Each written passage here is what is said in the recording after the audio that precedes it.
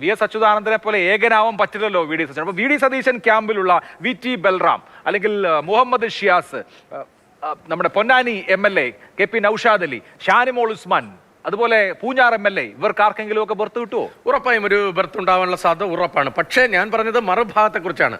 മറുഭാഗത്ത് ഇത് ഞങ്ങൾ പഴയ ഗ്രൂപ്പാണ്, അല്ലെങ്കിൽ ഐ ഗ്രൂപ്പാണ്, KC ഗ്രൂപ്പാണ്, ആ അർത്ഥത്തിലുള്ള വിലപേശലിനൊന്നും വി ഡി സതീശൻ നിന്ന് കൊടുക്കില്ല.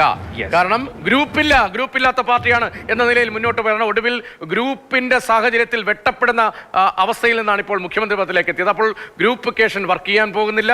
വി ഡി സതീശൻ എന്ന പുതിയ മുഖ്യമന്ത്രിക്ക് മുന്നിൽ ഗ്രൂപ്പിക്കേഷൻ അനുസരിച്ചുള്ള ഒരു മന്ത്രിസഭാ രൂപീകരണം ഉണ്ടാകാനും പോകുന്നില്ല എന്ന് ഞാൻ കരുതുകയാണ്. അതിൽ അമലിന്റെ ടേക്ക് എന്താണ്? അമൽ, എ ഗ്രൂപ്പിന് 18 MLA മാരുണ്ട്. എ ഗ്രൂപ്പിന്റെ പ്രമുഖരായ നേതാക്കൾ ജയിച്ചു വന്നിട്ടുണ്ട്. അവർ കൃത്യമായി ഒരു പക്ഷം പിടിച്ച് KC പക്ഷത്തോടൊപ്പം നിന്ന ആളുകളാണ്. എന്തായാലും KCക്ക് മുഖ്യമന്ത്രി പദം കിട്ടിയില്ല. മന്ത്രിമാരെ തെരഞ്ഞെടുക്കുന്ന സമയത്ത് എന്തായിരിക്കും മാനദണ്ഡം? സീനിയർ നേതാക്കൾ, സാമുദായിക പ്രാതിനിധ്യം, ഇതെല്ലാം അവിടെ ഘടകമായി നിൽക്കുമ്പോൾ മന്ത്രിസ്ഥാന നിർണയം അടുത്ത കീറാമുട്ടിയാകുമോ?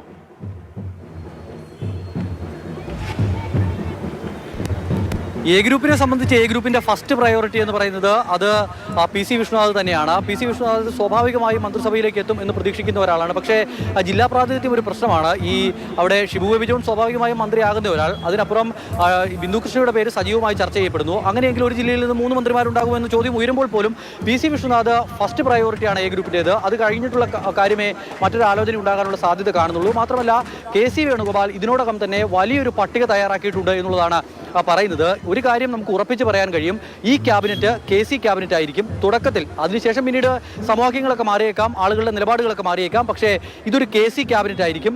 ആ KC ക്യാബിനറ്റിൽ വി ഡി സതീശൻ മുഖ്യമന്ത്രി ആയിരിക്കാം എന്നുള്ളത് ഉറപ്പിച്ച് പറയാൻ കഴിയുന്ന കാര്യമാണ്.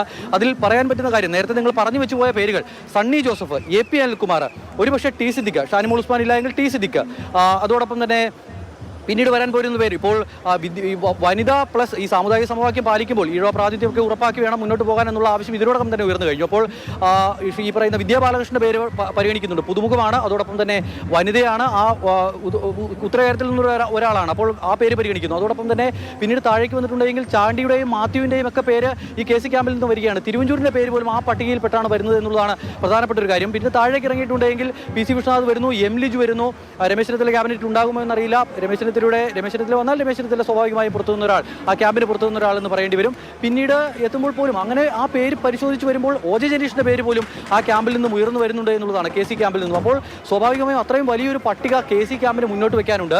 എന്നാൽ അതിനപ്പുറത്തേക്ക് ഒരുപക്ഷെ തിരുവനന്തപുരത്ത് നിന്നും M വിൻസെന്റ് MLA മന്ത്രിയായി എത്തിയേക്കാം എന്നൊരു സൂചന വരുന്നു. അങ്ങനെയെങ്കിൽ അത് വി ഡി സതീശന് ഒരു ആശ്വാസമാണ്. കാരണം VD യെ പിന്തുണച്ച നേതാക്കളിൽ, ഈ എ ഗ്രൂപ്പ് സംവിധാനത്തിൽ നിന്നും VD യെ പിന്തുണച്ച അപൂർവ നേതാക്കളിൽ ഒരാളാണ് വിൻസെന്റ്. അതോടൊപ്പം തന്നെ ദീപക് ജോയിയുടെ പിന്തുണയുണ്ട് എന്ന വി ഡി സതീശൻ ഇപ്പോഴും പറയുന്നു. അതോടൊപ്പം തന്നെ പിന്നീട് പിന്തുണച്ചു എന്ന് കരുതുന്ന ഒരാൾ തിരുവനന്തപുരത്ത് നിന്ന് വരുന്നുണ്ട്. ക്രിസ്ത്യൻ പ്രാതിനിധ്യത്തെ കുറിച്ച് ഞങ്ങൾ നേരത്തെ സംസാരിക്കുന്നു. നാടാർ പ്രാതിനിധ്യം വളരെ പ്രധാനമാണ്. ഈ തെരഞ്ഞെടുപ്പിലെ കോൺഗ്രസിന് ഈ തിരുവിതാംകൂർ മേഖലയിൽ ഒരു പ്രത്യേകിച്ച് തെക്കൻ തിരുവിതാംകൂറിൽ തിരുവനന്തപുരത്ത് ഒരു പ്രധാനപ്പെട്ട ഒരു മുന്നേറ്റം ഉണ്ടായത് ആ ബേസിലാണ്. അങ്ങനെയാണെങ്കിൽ ശക്തൻ ഒരു കാൻഡിഡേറ്റ് ആണ്. അപ്പോൾ തിരുവനന്തപുരത്ത് നിന്ന് ആരെയൊക്കെ പരിഗണിക്കും? അല്ല, അക്കാര്യത്തിൽ ഒരു കാര്യം കൂടി നാടി, ഞാൻ ഈ പറഞ്ഞ അമൽ പറയുന്നതിനോട് പരിപൂർണമായി വിയോജിക്കുകയാണ് കേട്ടോ. വാർത്തയെ തെറ്റാണെന്നല്ല, വിയോജിക്കുകയാണ്. കാരണം എ ഗ്രൂപ്പ് ഇത്ര വലിയ സമ്മർദ്ദം മുന്നോട്ട് വെച്ചാലും വി ഡി സതീശനാണ് കേരളത്തിന്റെ മുഖ്യമന്ത്രി പദത്തിലേക്ക് വന്നത്. ഈ സമ്മർദ്ദം അത് നടക്കാനുള്ള സാധ്യത നന്നേ കുറവാണ്. വി ഡി സതീശൻ ലീഡ് ചെയ്യുന്ന ക്യാബിനറ്റ് ഒരുപക്ഷെ അത് KC വേണുഗോപാലിന്റെ അംഗങ്ങൾ ഉൾപ്പെട്ട ഒരു ക്യാബിനറ്റ്, അതിന്റെ തലവനായി വി ഡി സതീശൻ ഇരിക്കുന്നു എന്ന അർത്ഥത്തിൽ വരുമെന്ന് പറയുന്നതോട് എനിക്ക് വിയോജിപ്പുണ്ട്. സ്വാഭാവികമായും സമ്മർദ്ദം ചെലുത്താൻ KCക്ക് കഴിയുമോ? കാരണം വലിയ പാടാണ്, വലിയ ബുദ്ധിമുട്ടാണ്.